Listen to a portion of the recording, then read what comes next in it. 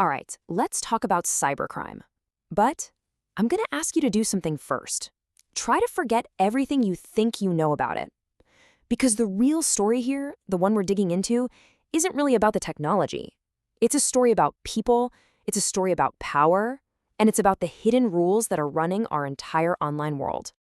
No, seriously, take a second. I say the word cybercrime. What's the first image that just pops into your head? Go on, picture it. I'm willing to bet it's something kind of like this, right? The classic stereotype.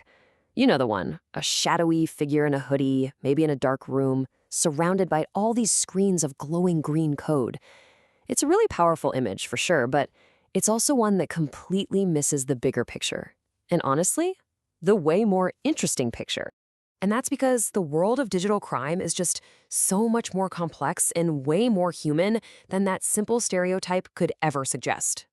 So, this is where a field called digital criminology comes into play. And what's cool about it is that its focus isn't just on the crime part. Nope, it's looking at the infrastructure, the data, and the power dynamics that are humming along underneath it all. It basically treats cybercrime not as some kind of technical glitch, but as what it really is, a social phenomenon. Okay, so here's the big shift in thinking we need to make. This is the key takeaway.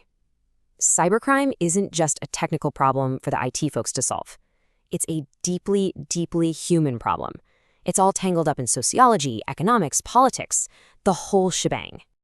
And you know, a really great way to get your head around this human side is to realize something pretty simple. While the tools are shiny and new, the crimes themselves, well, they're often ancient. I mean, think about it, right? The basic reasons why people commit crimes haven't really changed in thousands of years.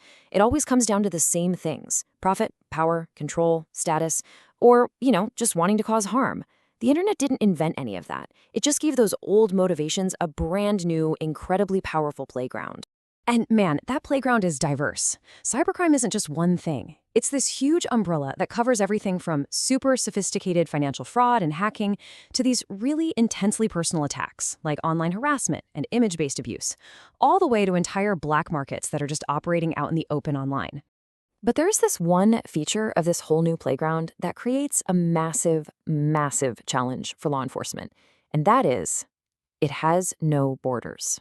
I mean, a crime can start in one country, use servers in a second, target a victim in a third, and then send the money to a fourth. So whose laws even apply? Who's supposed to investigate? The digital world just makes a complete mockery of traditional jurisdiction. Let's make this really concrete with an example. Imagine an offender, let's say in country A, uses a server hosted in country B to attack a victim who's in country C. And then they launder the money through a whole other financial system in country D. That is one single crime that's touching 4 different legal systems. It is an absolute nightmare for investigators to try and untangle. Okay, but it's not just about the criminals and the police playing this cat and mouse game.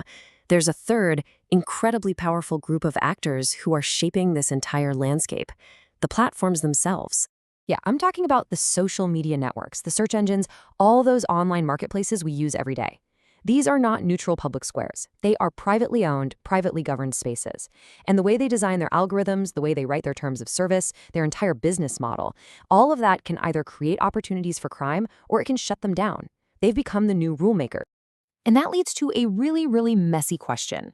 When something bad happens online, who's actually responsible? Is it just the person who did it? What about the platform that kind of let it happen? Or the government for not regulating it properly? The truth is, that responsibility gets spread out and shared between all of them. It's complicated. And, of course, there's a flip side to all this control, right? The exact same digital infrastructure that makes all this crime possible, well, it also allows for unprecedented levels of surveillance and data-driven control, and not just by governments, but by the corporations themselves. And that raises some huge, huge questions about our own privacy and freedom. But let's bring this down from the high-level, abstract talk about platforms and governments for a second. Let's talk about the real-world impact. Because we have to remember, behind every single data point, there's a person. And being a victim of crime in the digital world, it's uniquely awful.